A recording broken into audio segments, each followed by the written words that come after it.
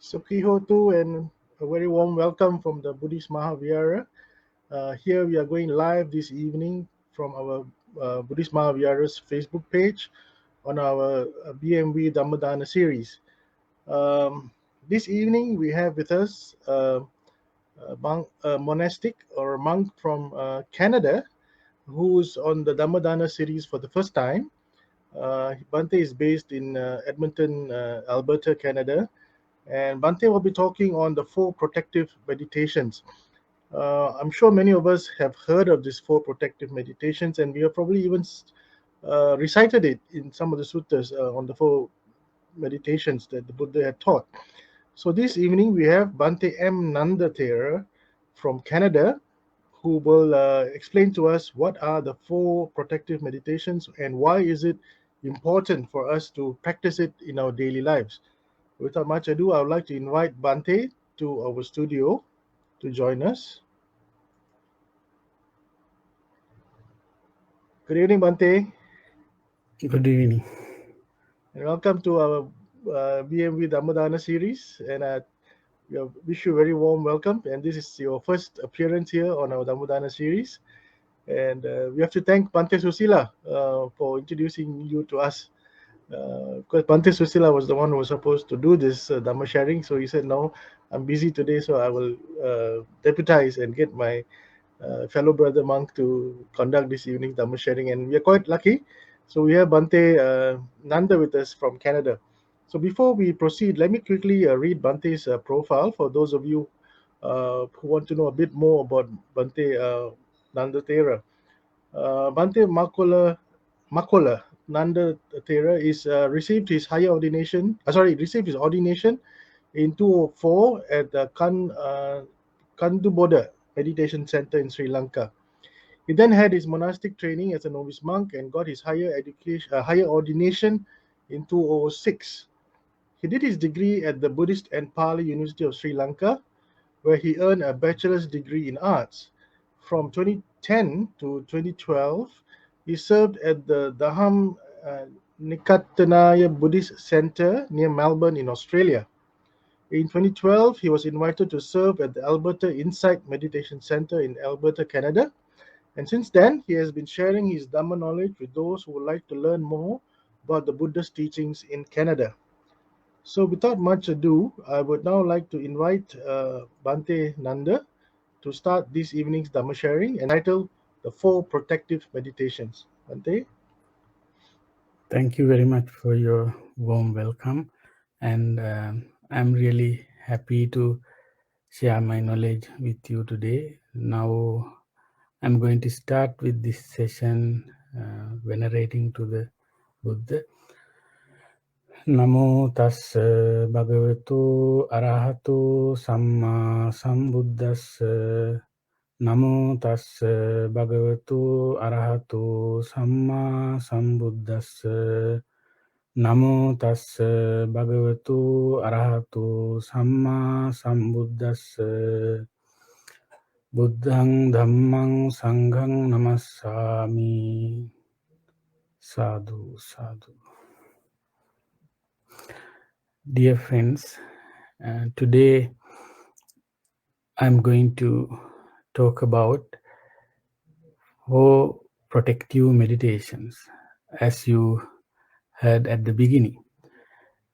And I'm really happy to share my knowledge and experience with you today. And I would like to thank at the beginning to my brother monk who invited me, who introduced me to have this Dhamma talk. And I am really appreciating that you are having something online, even it is a difficult time to get together in your temple, but we can do our religious developments using modern technology. Thank for the modern technology. We all are here to learn and practice what the Buddha taught. Uh, Tilak Mahatya, can you share the presentation, please?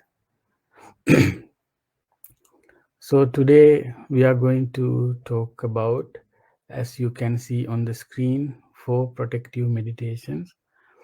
And the Pali term of this is called Chaturarakha Bhavana.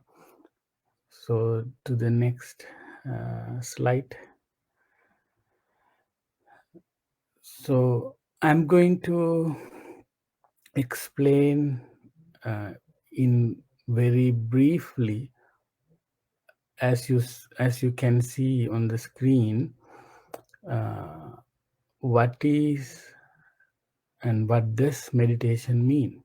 I think already all of you might have some sort of idea and some sort of understanding about what is meditation, what does it mean.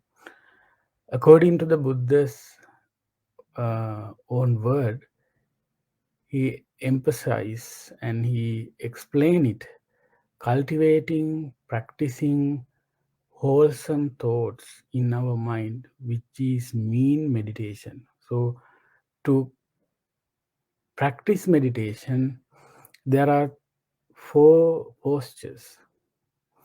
Mostly the word we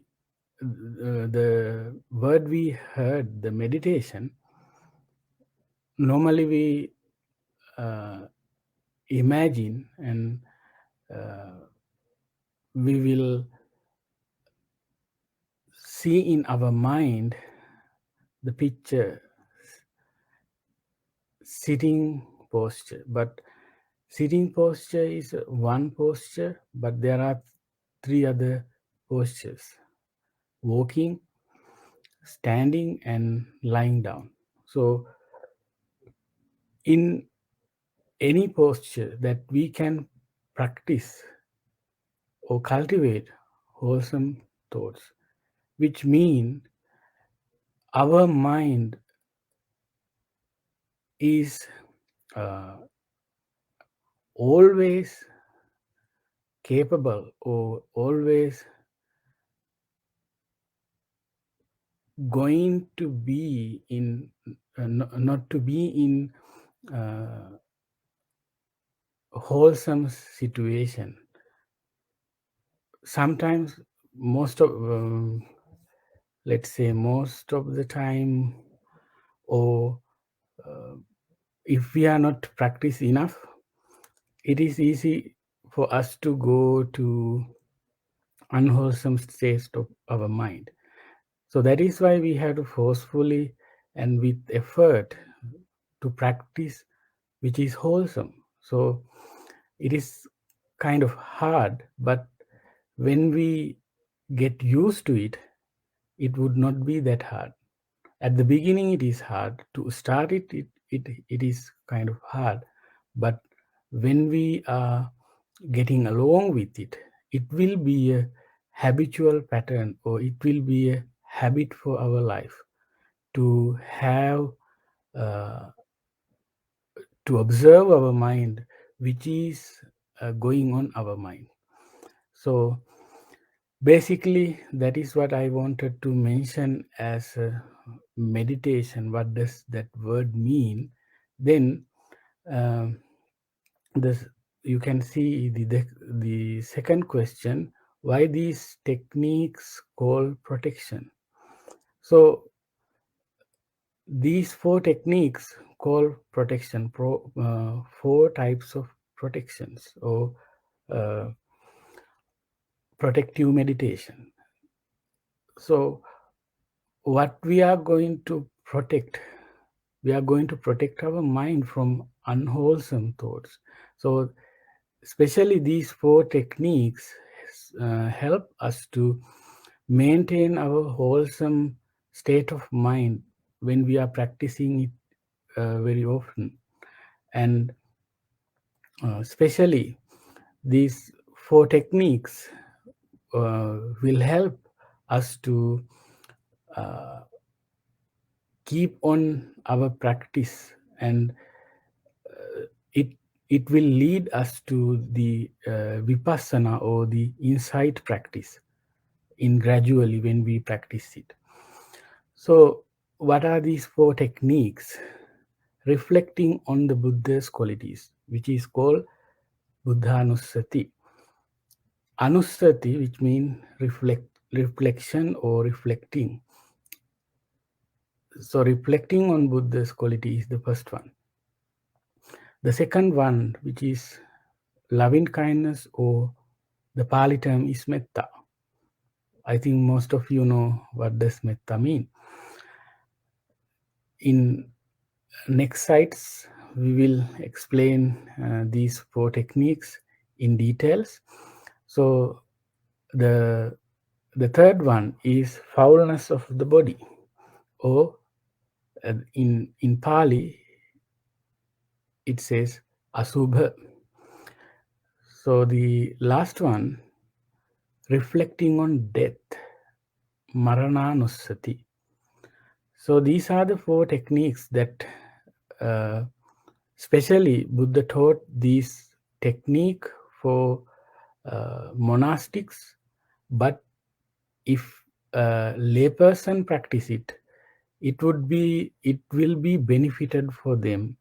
I will explain these two techniques, uh, foulness of the body and reflecting on death. We have to be careful when we practice it, because you are having a lay life. So uh, we have to be careful when we practice something uh, in deeper level. So before we should practice it, we should have the qualities to practice it. That is why we have to be careful. So I'm going to go to the next slide. Reflecting on Buddha's qualities. So how can we practice it? I think most of you already practice reflecting on Buddha's qualities. There are so many ways to practice it. So you can practice as 9 qualities, which is we are used to pay homage to the Buddha, that statement, Itipiso Bhagava Arahang Samma Sambuddho Vijjacharana Sampanno Sugato Lokavidu Anuttaro Purisa Dhamma Sarati Sattha Deva Manussanang Buddho Bhagava. So these are the 9 main qualities of the Buddha. If you are not knowingly, if you are not understanding the Pali terms very clearly, it is not very beneficial for just recite it in mentally. So I recommend you that is how I practice. I choose one quality among these 9. Let's say if we choose the quality of worthy of gift, which is called Arahant. So we, as our understanding, as our knowledge, we can expand that quality. We can reflect on it more and more. Why the Buddha worthy of gift from the human and divine? So he was worthy for gift from the both human and divine. Why he was worthy? Because he has fulfilled a lot of qualities within him to achieve the Buddhahood. As we heard that he had practiced many qualities in his previous lives, we call Bodhisattva or Buddha to be. So when he was a Buddha to be, how hard he practiced and what sort of compassion he had, what sort of wisdom he had, and what sort of sacrifice he did. Because of that, he was worthy for gifts from the human and divine. So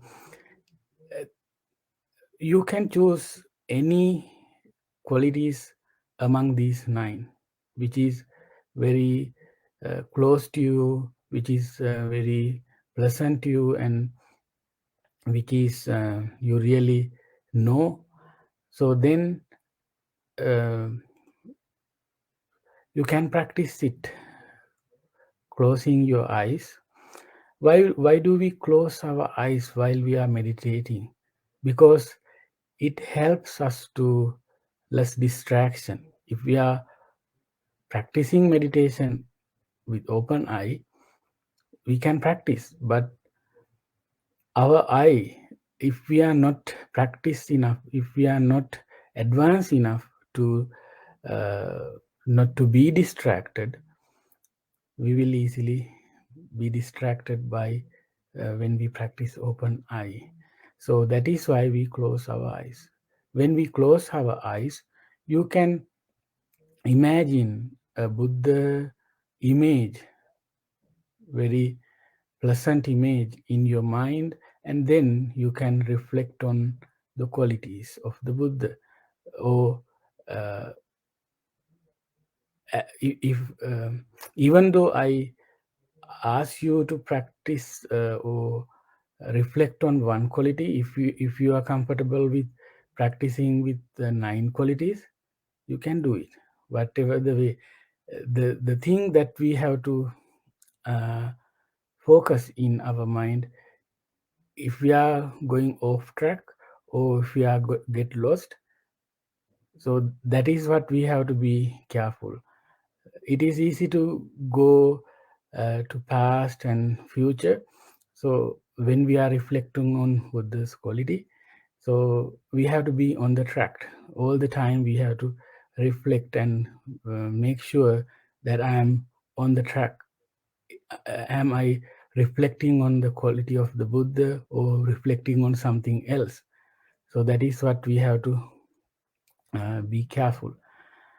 In the slide, there is another question which I mentioned. What are the benefits that we can gain? The previous slide, Mahatma, reflecting on Buddha quality. Okay. What are the benefits? What are the benefits that we can gain by practicing it? When we reflect on Buddha, you can practice it even you are in a bus. Don't try to do it when you are driving. That is not the time to practice meditation. So you are focusing on something else. So we can do two things at once.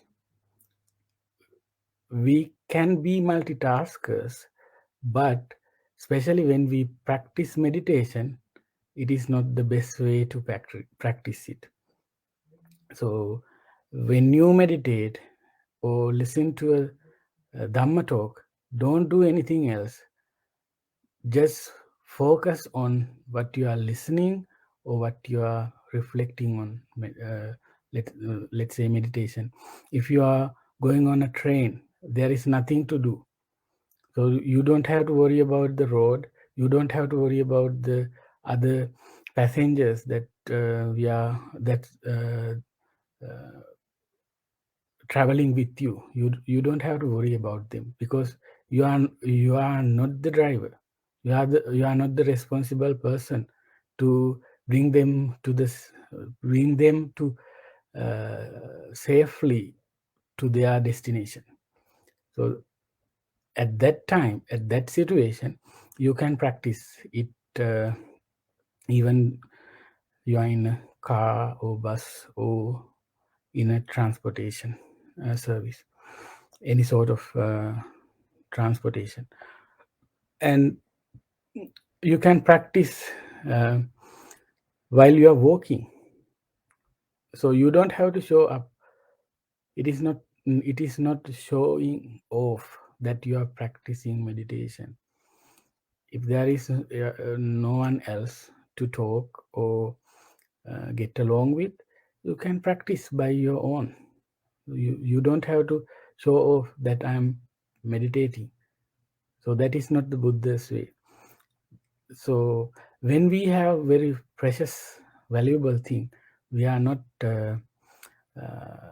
putting it carelessly.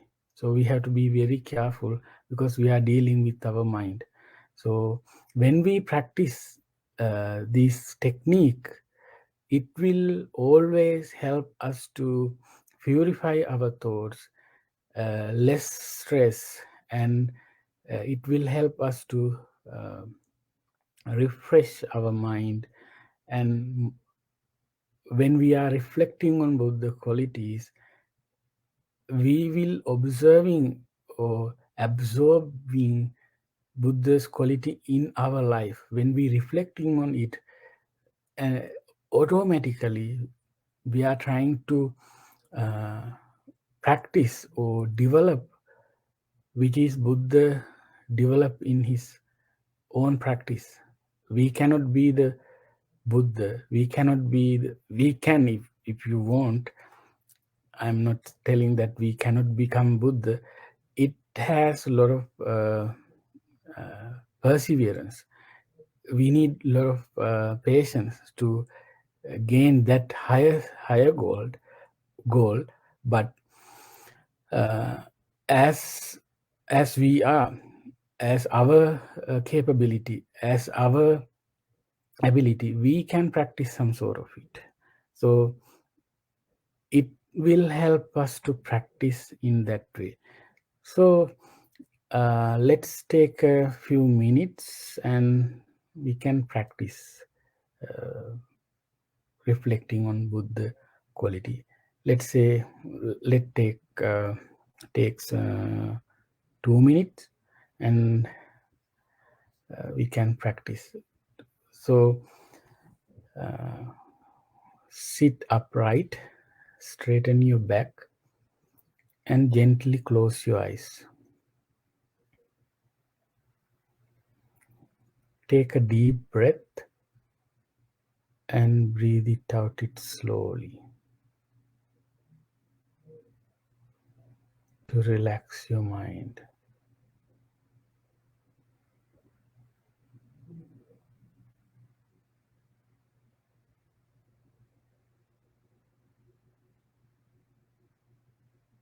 Now you can start reflecting on Buddha quality as we discussed.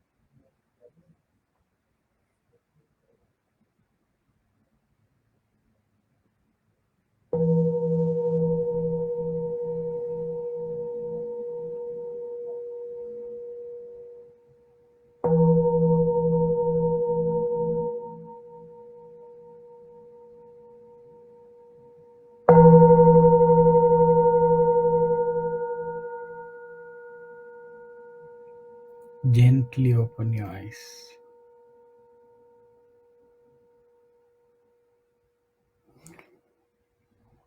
So now we are going to the next slide.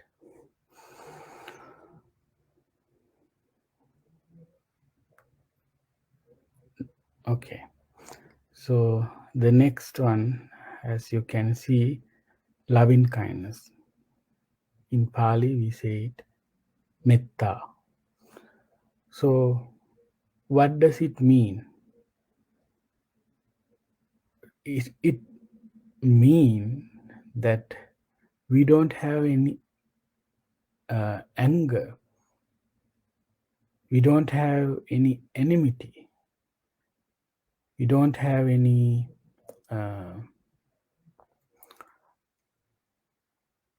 hatred.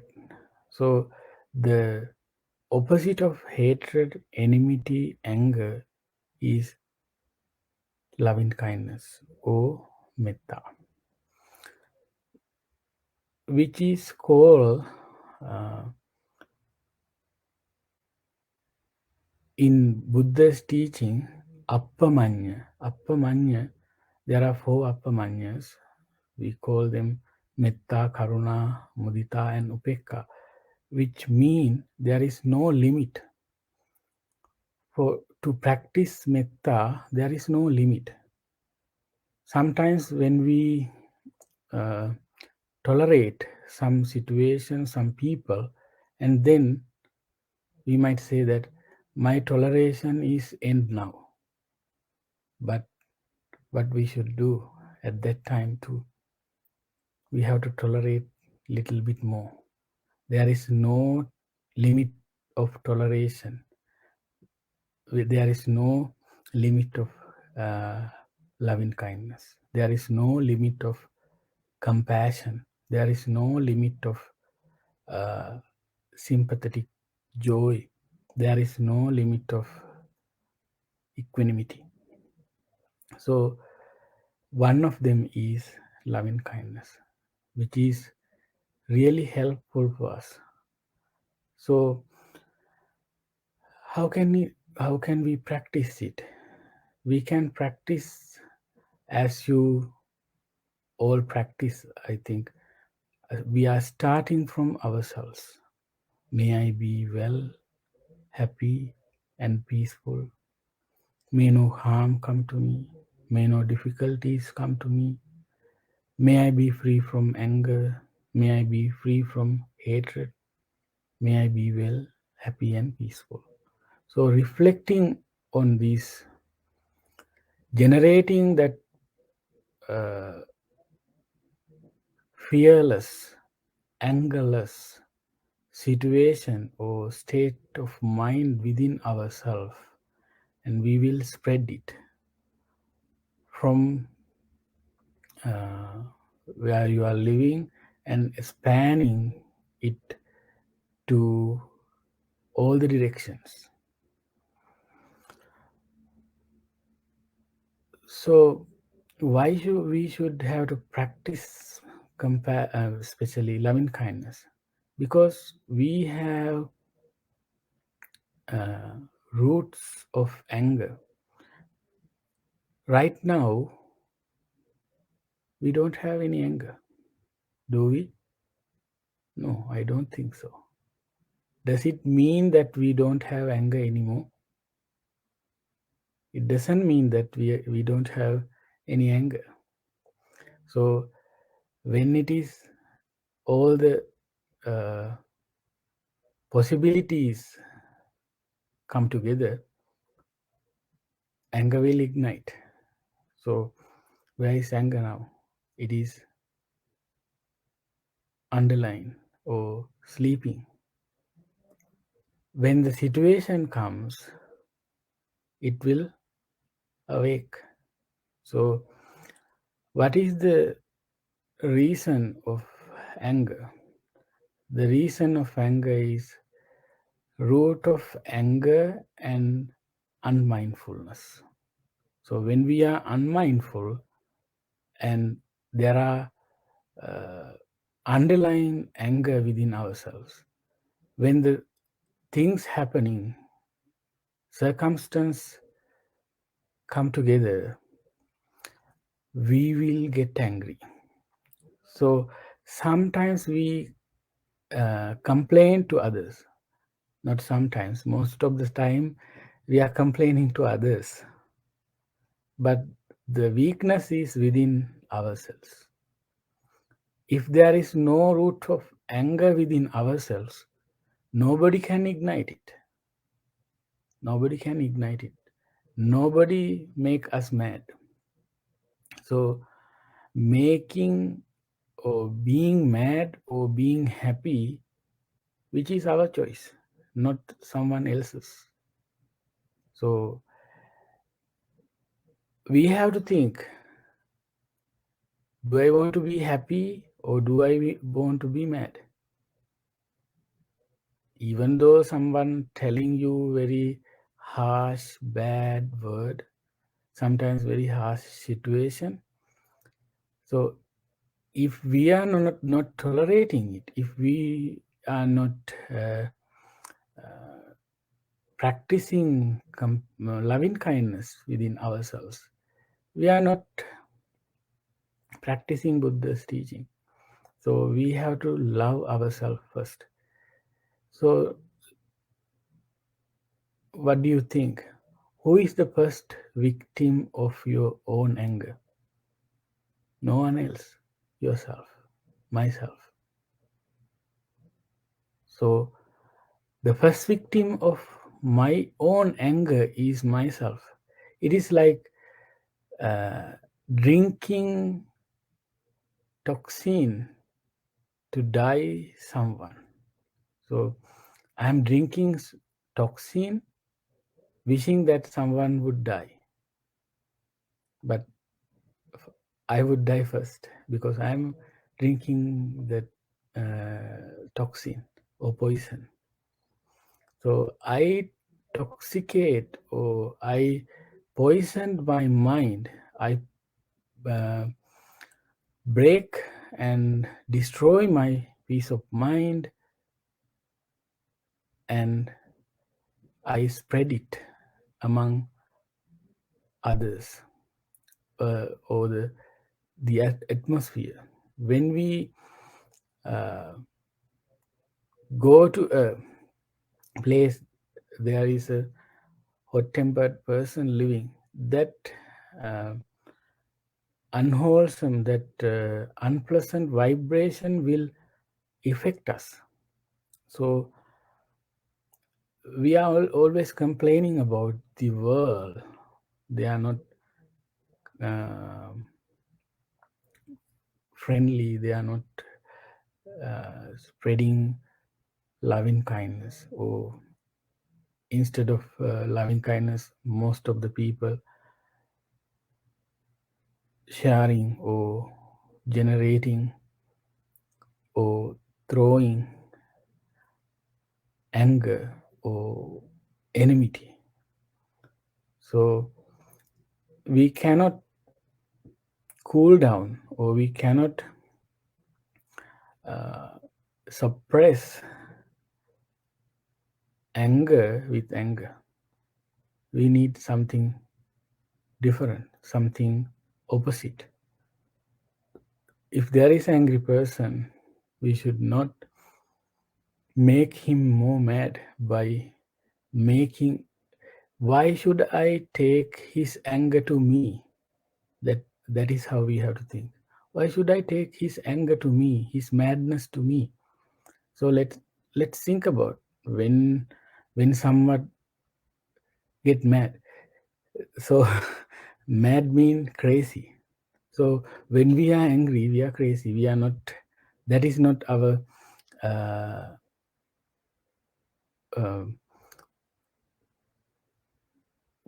state of mind. That is not who we are.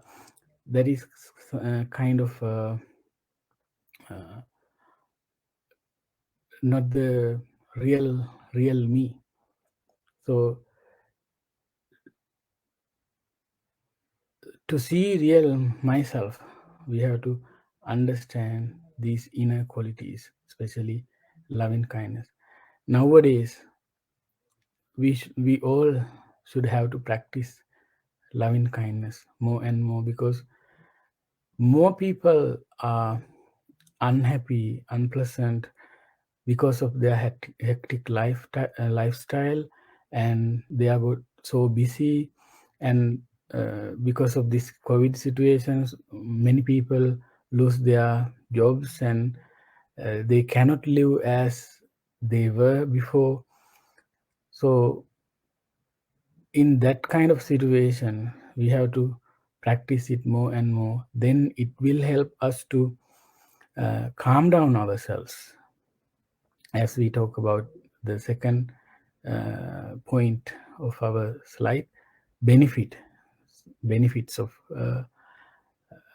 practicing loving kindness. There are 11 benefits. You can sleep well, you can wake up well, uh, human beings, especially divine beings, get attracted to you. And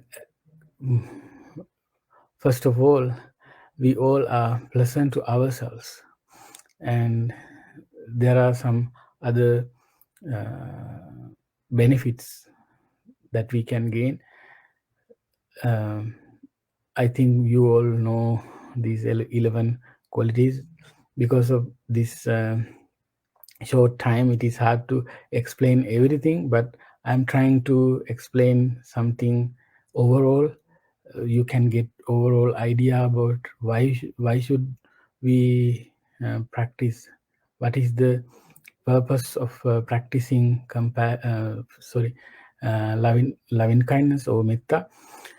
So when we practice metta, we will be a pleasant person for everybody, and ultimately it will help us to uh, reach our ultimate goal as we practice Buddhanusati, or reflecting on Buddha's quality.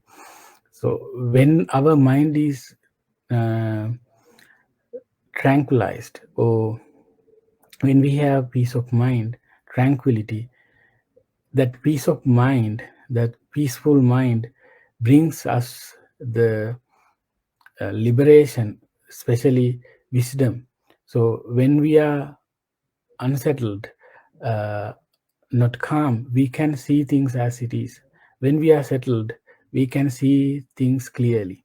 So that is why we have to practice it.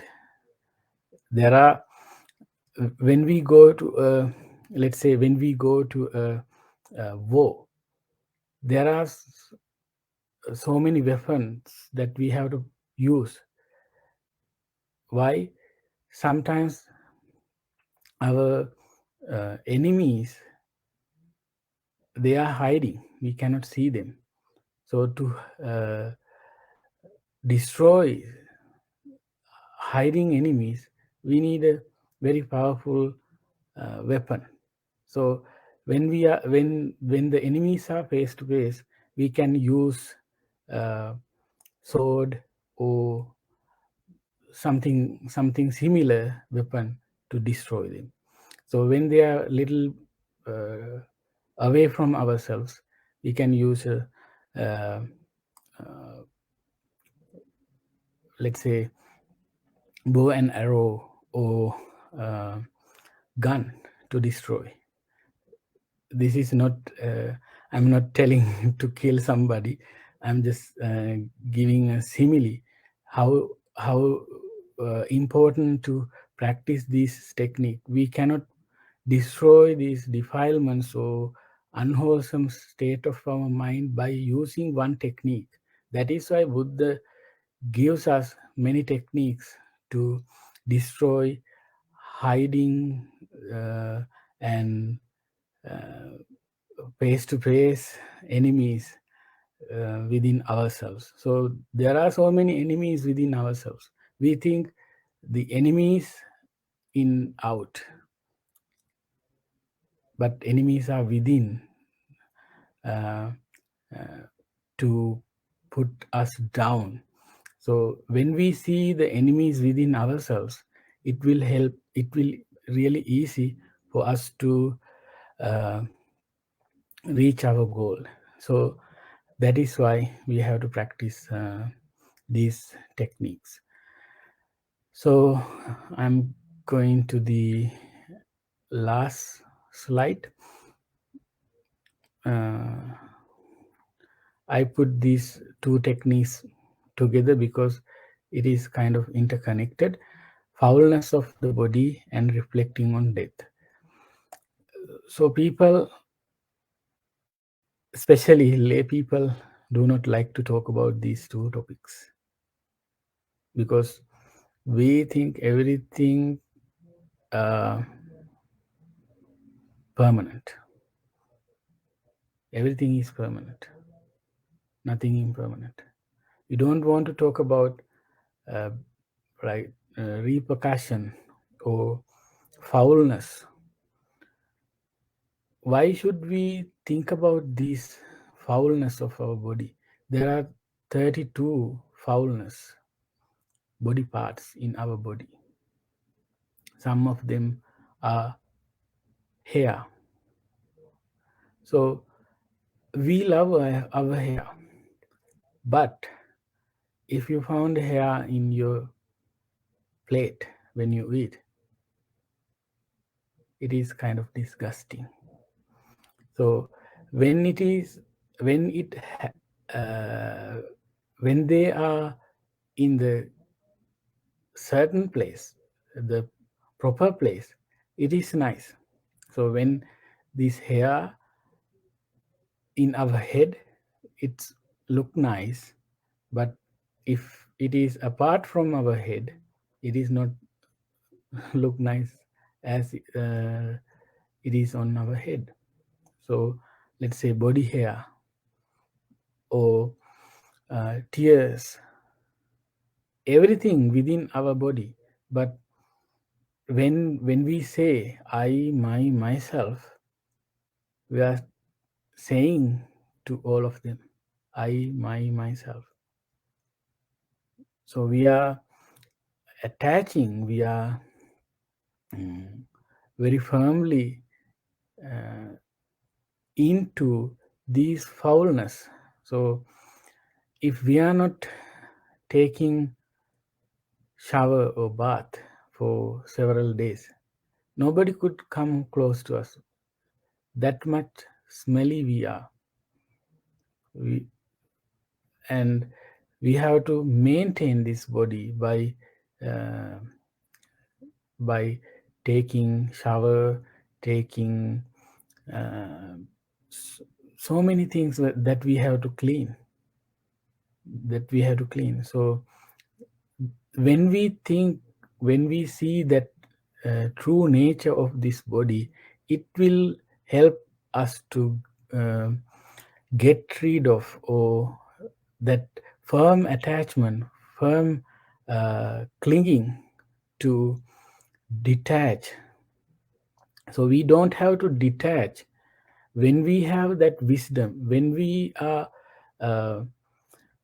capable of understanding the true nature, it will automatically detach from us.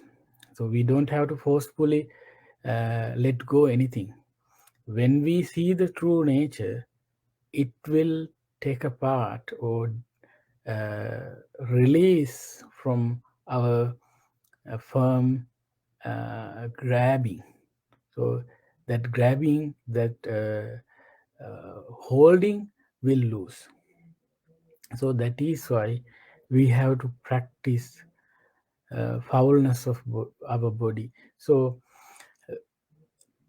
at the beginning, you can practice these the two techniques which we talk before, Buddhanusati and Metta Bhavana. Then, when you are advanced, you can practice from time to time foulness of your body. So you can apply it to yourself as well as the others. Then it will help us to reduce that strong attachment to things and especially people. And the other technique, reflecting on death, why we have to practice it, why we have to think about it, because we all have expiry date. Even though we are like or not, we will expire. So even we are not like to die, we will die one day. When we reflect on death, it will help us to uh, have a better life, worthy life, and meaningful life. And at the same time, we will think about what we should do and what we should not do, because our life is very short compared to other living beings. Let's say there are some animals have long lifespan than human. Some turtles have like 200 years lifespan. And heavenly beings, when we talk about heavenly beings, they have longer lifespan compared to ourselves. So this life, even though they have long lifespan, they have to die one day. After 200 years, after 1000 years, after eon, they have to die. So when we reflect on death, we will not intoxicate by living long, like I will not die. When we think that I will not die, we do whatever we want. Even though it is good or bad, we do it because we don't think about we are going to die. And when we practice on death, it is not to cry, it is not to be upset, it is not to be pessimistic. We have to be, Buddhism is not optimistic or pessimistic, it is a realistic religion. So we have to see the reality. We should not live in fantasies. We can we can fantasize things, but one day we have to come to the reality. So when we come to the reality, all the fantasies gone away. So even in your young life, even in your middle age, even in your uh, grown up or um, adult time, we have to think about it. Child could die, teenager could die, young man could die, grown up could die, anyone could die anytime. So we should not have to have wonder that someone died. We have to be wonder that someone lives so long. So our life is so fragile. It can be break in any time. So when we reflect on this death, we will have better life and we will be more dedicated to the teachings. So when we are not reflecting on it, we will have intoxication called Jivita Mother. We will toxicate by life. So we should not have that. If we toxicate by living longer, we will not try to do good things by using our verbal, mental, and physical using these faculties. So when we reflecting on it, reflecting on death, we think that one day I should die. Before my death happened, I had to do these things. Our life is very short. So I have very precious life, because we are we became humans not by coincidence, because of our previous good karmas. So we will we were born as a human during the Buddha's teaching appears in this world, which is really rare.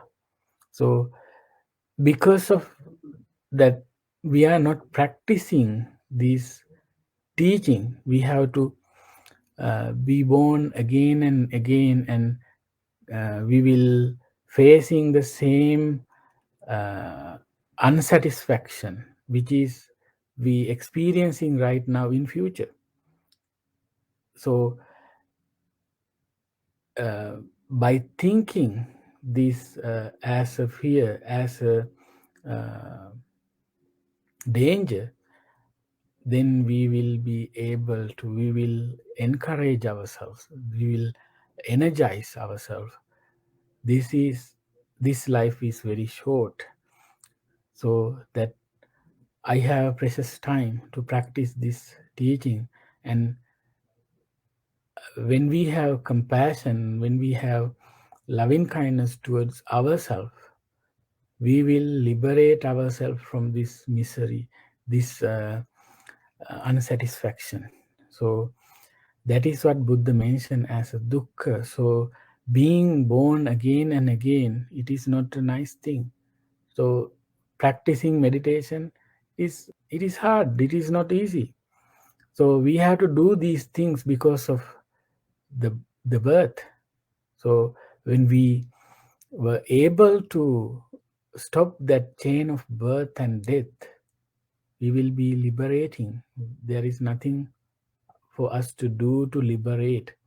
So when we practice these things uh, by heart, dedicatively, we will, there is a possibility for all of us to liberate from this existence.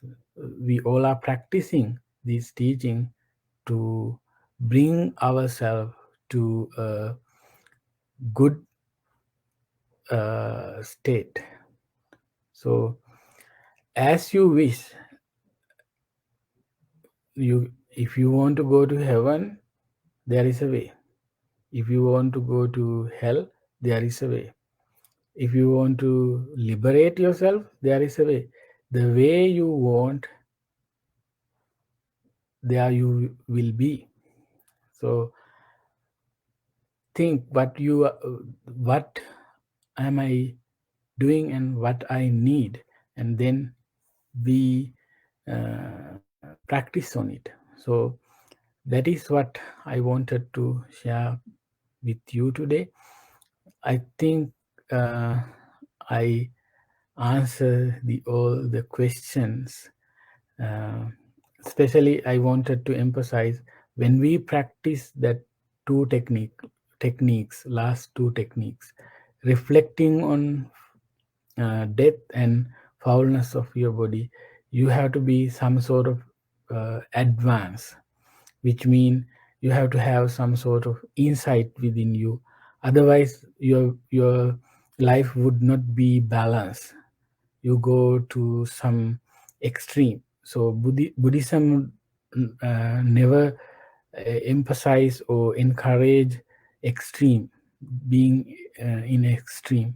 It is a middle path. So you have to balance your secular life and spiritual life. Otherwise, you will have conflict in your secular life. So we are living a secular life, and at the same time we have to practice our spirituality. We have to balance these two things at the same time. Otherwise, we are not practicing Buddha's teaching in a proper way. So that is what I wanted to share with you today. Thank you for being with me. If you have any questions regarding these topics, now it is time for questions.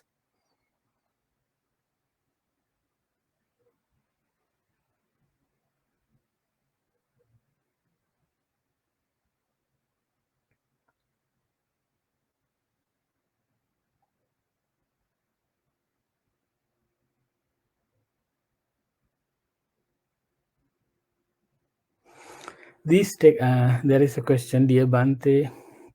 Are these for meditation reflection taught by the Buddha, or was this taught later?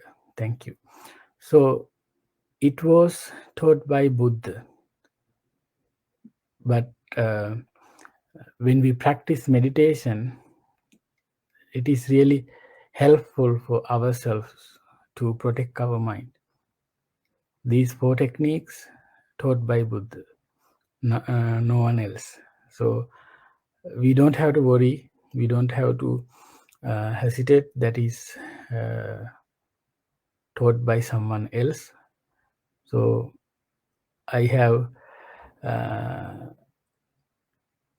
understand by my monk life and by using and reading Buddha's teaching. He taught these techniques in several places, especially in Satipatthana Sutta, Mahasatipatthana Sutta. He taught about foulness of the body, and some places, some sutras, there are so many sutras about reflecting on death and reflecting on Buddha quality and metta or loving kindness. So all the techniques which is help for our practice.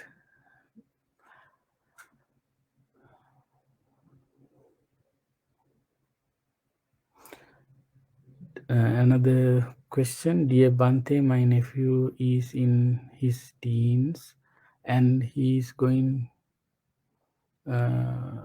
toward a rebellious race. Can Bhante please recommend a meditation subject or sutta for him to learn or read? Thank you.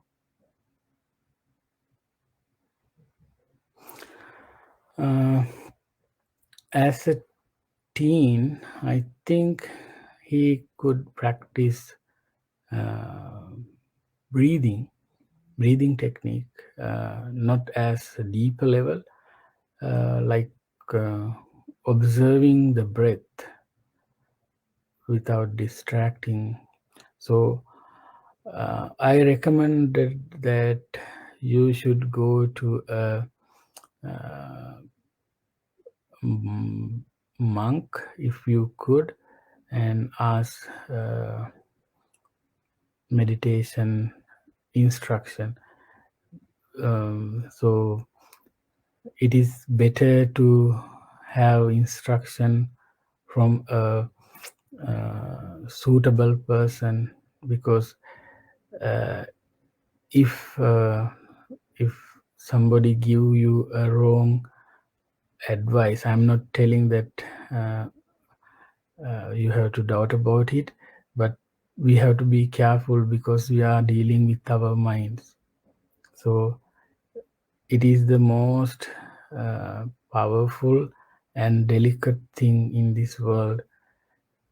We have to be very careful when we deal with the mind. So he can practice very basic teaching, like breathing, like when he breathe in and breathe out, just be aware without forcing himself to breathe forcefully. Just observe natural process of breath, and in that way it will help him to not to be distracted, and it will help him to study well. So I think you should go to a especially meditation teacher, and ask more help. Otherwise, it would not be beneficial for him.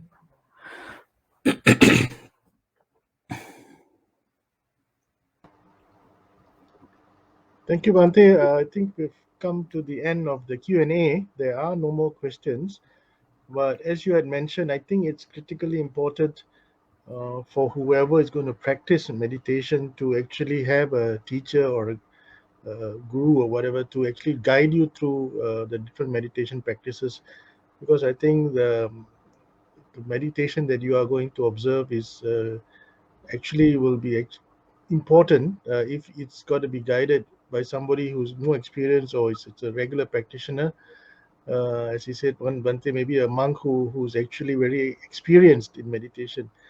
The problem is in Malaysia at the moment there are very few monks available because of the COVID. Many have gone back, so we are left with very few monks, and because of the restrictions, we actually can't have access to many monks. So only we can have access is through online dealings with monks.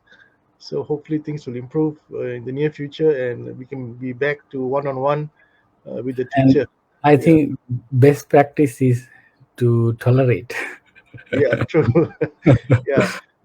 So in the devotee who asked that question about her teen nephew, I think you have to be patient and tolerant with a young teen because yeah, we all know teenagers are very rebellious. Yeah, So it's part and restless. parcel of life. Yeah, yeah. So you have to treat it in the best way. If not, you have to take him for some psychological treatment with a psychologist to kind of calm him down, because there are many cases of teenagers who gone in the wrong path because they don't have proper guidance, and they're difficult at home. So even the parents sometimes don't know what to do with that. So you might need expert help. So not just a monk, maybe even a psychologist to help you. So Bhante, we have come to the end. Thank you for this excellent sharing, and I think we have all benefited from your explanation on the four protective meditations. As I mentioned earlier at the start, I think many of us have heard about this, but we really never knew that we should pay a lot of attention to it, and especially on a daily basis. And as Bante says, I think we need to be guided, especially when we do meditation, irrespective of what the meditation is. So as long as we are guided, we will be in the right path.